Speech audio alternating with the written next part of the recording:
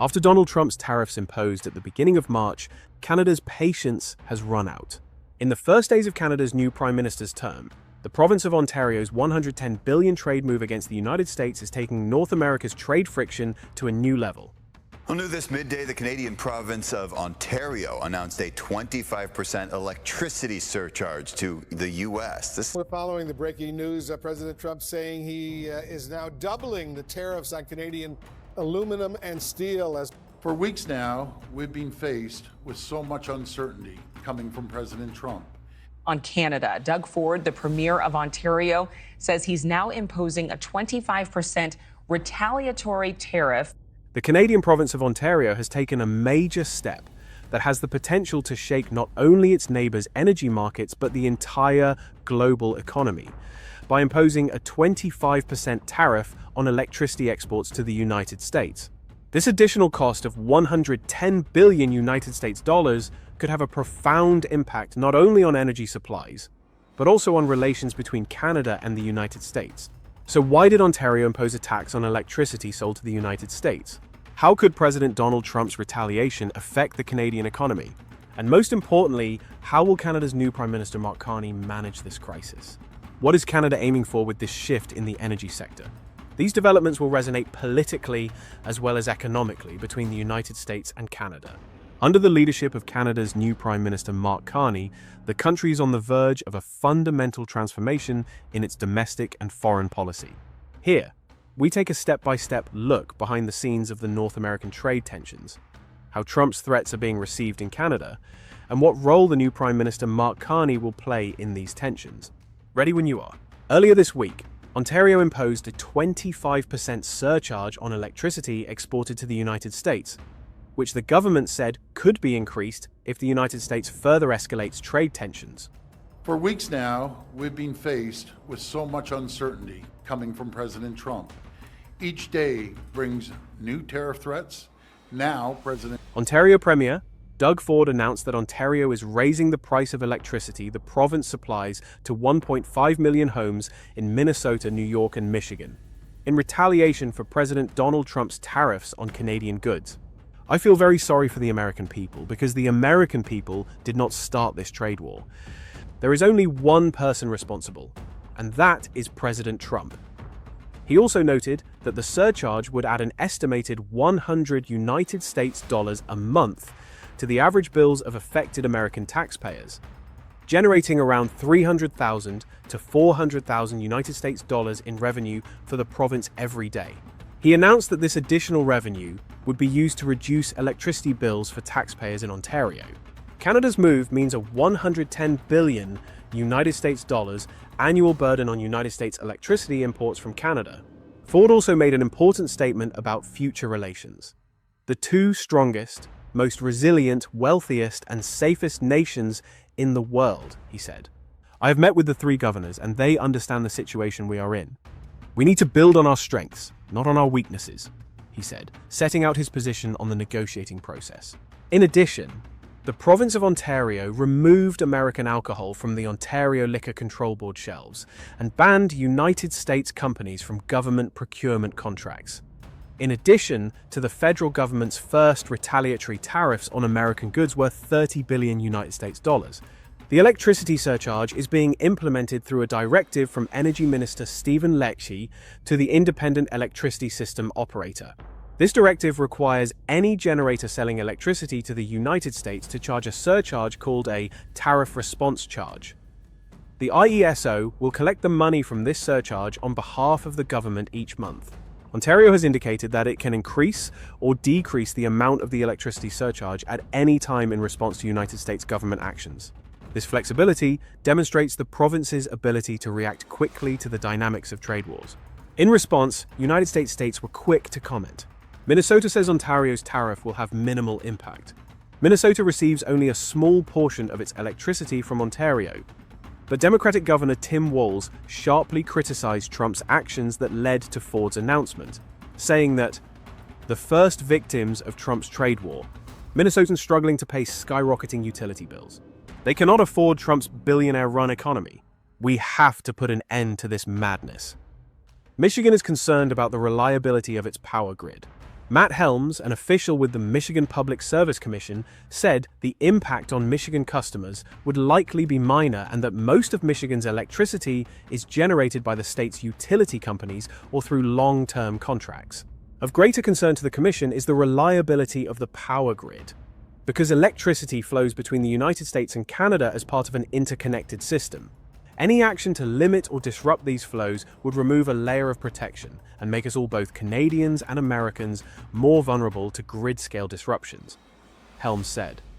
In New York, Governor Kathy Hochul said she had ordered state energy officials to conduct a review of how much the tariffs could increase electricity and other energy costs in the state. These federal tariffs were poorly designed from the outset. Crafted in secret without transparency or clear economic justification, they have only served to destabilize our capital markets and create uncertainty among New York families and businesses, said Hochul, a Democrat. Trump's reaction to Ontario's decision was harsh. Trump opposed the surcharge, calling Canada a tariff abuser. He reiterated that the United States no longer needs Canada's resources and will no longer subsidize Canada. Because our tariffs are reciprocal, we will take them all back on April 2nd, he said. To address this threat, Ford indicated that the amount of electricity generated by hydroelectric power plants could be reduced. He also invited other provinces to use their energy resources, especially Alberta, which sends about 4 million barrels of oil a day to the United States. A message to Premier Danielle Smith. I think one day you may have to use this Trump card and give approval for an export tax, he said. He went further, saying, "You want to talk about a Trump card? This is an instant game changer. Americans, and I know Americans, will lose their minds. When gasoline prices go up 90 cents to $1 a gallon, it is going to get on their nerves. So we need to at least put it in the shop window." However, Premier Smith firmly rejected this proposal. Alberta will never accept such a ridiculous and self-destructive idea. It is not an option. I will not agree to do something that will cost hundreds of thousands of Albertans and Canadians, hundreds of thousands of jobs almost overnight. That would be like putting an auto parts export tariff on Ontario. And that is a bad idea. Ontario's hike is driven not only by rising energy demand, but also by environmental factors and international trade policies. In this process, it is important to examine how Canada's trade and energy policies are shaped, especially the approach of the new Prime Minister Mark Carney. Carney, a former governor of the Bank of Canada and the Bank of England, won the leadership race of the Liberal Party of Canada with nearly 86% of the vote. The transfer of power from Justin Trudeau to Carney is expected to take place within days, and he is expected to call a national election soon after. Carney, 59, takes the reins at a time when the White House is creating turmoil in the global economy, and with the United States' trading partners with increasingly chaotic tariff announcements and trade policies. Trump imposed a 25% tariff on most Canadian and Mexican goods, then promised a 1-month delay for those who comply with the North American Trade Agreement. He then announced massive new tariffs on Canadian lumber and dairy products. United States Commerce Secretary Howard Lutnick signaled that he expected the 25% tariffs on steel and aluminum imports to resume on March 12th. Trump has previously expressed his desire to use economic leverage to make Canada the 51st state. These statements sparked massive patriotic outrage in Canada, with consumers boycotting American products and governments turning their attention to seeking new trading partners. Trudeau said Trump's threats to Canada's sovereignty must be taken seriously. In his victory speech, Carney said, "America is not Canada, and Canada will never be part of America in any shape or form. We did not ask for this fight, but Canadians are always ready when someone else drops the gloves. So, Americans make no mistake. In trade, as in hockey, Canada will win." Carney pledged to maintain the government's retaliatory tariffs on United States goods until the Americans show us respect and make credible commitments to free and fair trade. All revenues from the tariffs will be used to protect workers, he said. He also pledged to make key investments to make Canada's economy the strongest in the Group of Seven, including creating new trade corridors with trusted partners and making the country an energy superpower. Throughout the leadership race, Carney has presented himself as an experienced crisis manager, having led major central banks at key moments during the global financial crisis. in Canada and in the United Kingdom during its turbulent exit from the European Union. However, Carney is relatively inexperienced in the political arena and currently does not hold a seat in Parliament. Carney, who resigned as chairman of Brookfield Asset Management Limited and Bloomberg Incorporated to run for the leadership, has pledged to find new markets for Canadian exports and reduce domestic trade barriers. To that end, he said he would reconsider the Liberals' plans to raise the capital gains tax, scrap the consumer carbon tax, and use the power of the federal balance sheet to invest in big projects.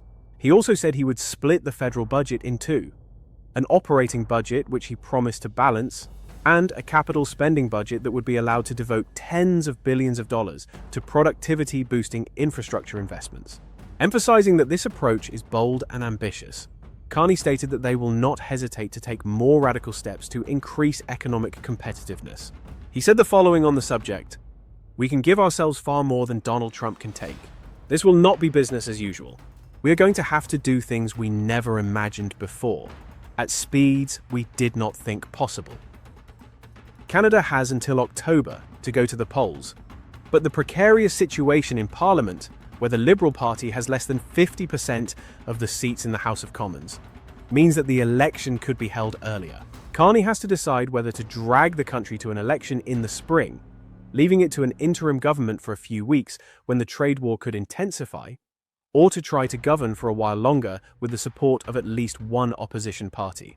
Trudeau's resignation, Carney's nomination, and Trump's threats have made the Liberals more competitive in opinion polls after trailing the Conservatives by a wide margin for more than a year.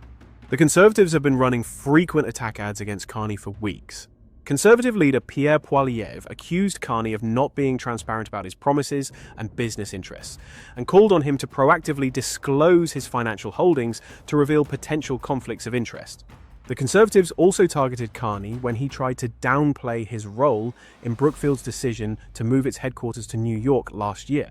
In return, Carney targeted Poilievre, referring to the Conservative leader's threat to oust Bank of Canada Governor Tiff Macklem in 2022. He said Poilievre would undermine the Bank of Canada in a period of enormous economic insecurity. And he also criticized Poilievre's approach to climate policy. All in all, Ontario's electricity hike is a big move that has the potential to affect not only relations between Canada and the United States, but also global energy markets. The steps to be taken under Mark Carney's leadership mark a critical turning point for Canada's future. How he balances trade wars, energy policies, and diplomatic strategies will be important not only for the two countries, but also for the whole world. Do not forget to subscribe to our channel to closely follow the impact of these developments on the global economy. Thank you for watching us.